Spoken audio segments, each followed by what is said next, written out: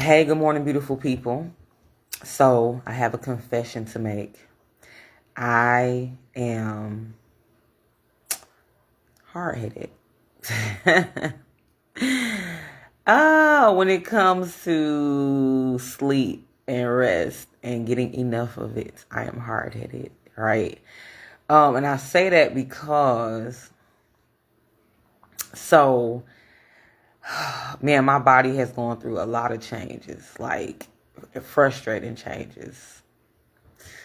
Ankle pain, joint pain, knee pain. I mean, I'm joining the club. I'm in the club. I'm probably the president of the club at this point, with some of this joint pain. And so you know me, I'm listening to podcasts, I'm listening to audio books, and I'm looking at YouTube stuff. I'm talking to people, and I'm using ointments and gels, and never really been a fan of pain medication. So I'm looking up anti-inflammatory this and icing and heating and doing all the things. I'm high protein. So I'm doing 150 to 200 grams of protein a day, right? Frustrated, nothing's working. In terms of yoga, it's like the balance is off, and sometimes my muscles just don't want to do right, So then I'm thinking, oh, my muscles they need to be stronger. Let me lift a little more. Let me work out a little bit more. Let me do this a little bit more. But you know what? Every single podcast, book, medical professional, you know what every last one of them said? That I don't get enough sleep. And so me, I'm like, yeah, I hear it. You right. But I never did it. I'm like, you right. Yeah, what, 6 hours, 7 hours. You right. But I never did it because I'm like, well, I don't have time for that because I have too many things to do. But here's the thing. It's crazy because recently, I want to say probably the last maybe few months, how most people when they eat, depending on what you eat, like carbs, heavy stuff, you get sleepy. And it's because blood flow is redirected from your brain to your digestive system to digest your food, or it's taking more energy. See, I'm yawning now. It's taking more energy to digest, the foods that are like more calorie dense. And so I'm like, doing all this stuff, and I'm like, okay, it's like my body is saying like, hey, we have to take this from here to over here.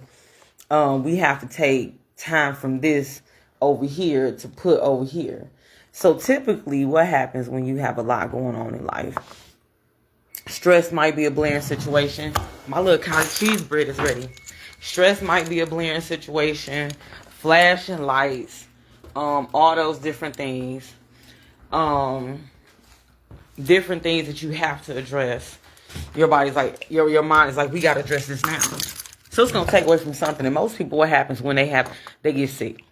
They get sick. They get run down because all these different systems are like trying to say, stop, let's address this stress. Because stress, it can be a killer because it's taking all this stuff from your body, all these extra good things that are needed to make your body do what it needs to do to try to address this stress, right? All these blaring lights and flashlights going off in your brain, and I need to muster up enough energy to do this and handle this and take care of this and do that, and this is now and this is urgent. But I was reading a book, and this is crazy because a doctor I work with, she told me to read this book called The Nap Ministry, N-A-P, Nap Ministry, right? But I still did everything except for take a nap. I even listened to this guy, Sean Stevenson, Sleep is Not for the Weak. But I never really put in that in practice. I did well with the food for a minute and the protein and lifting and extra classes and everything except for going to bed. Do you know? I think maybe last week And a week before that, I had gotten sick to the point where I had to leave work early and I had to go to urgent care. They sent me to emergency, right? And they said, oh, your shoulder, rotator cuff situation, yada, yada, yada, yada. And they gave me muscle relaxers and, Motrin and all this other stuff. And because I have a low tolerance to pain medication, like if you give me a Tylenol, I'm asleep, I'm out of there. Man, I was knocked out for like 2 or 3 days and I was chilling. Like right after that, like in those few days leading up to that, my knees were better, my ankles were better. I'm not saying they were 100, but they were much better. I was able to, there were a few things that I started being able to do that I hadn't been able to do for a really long time.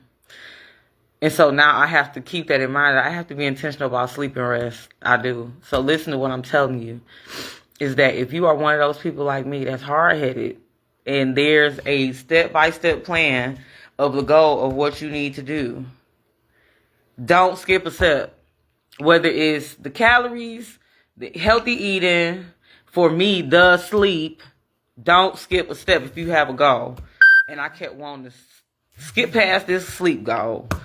But it is what it is. But on that note, have a great, wonderful, dare I say, amazing day. Peace.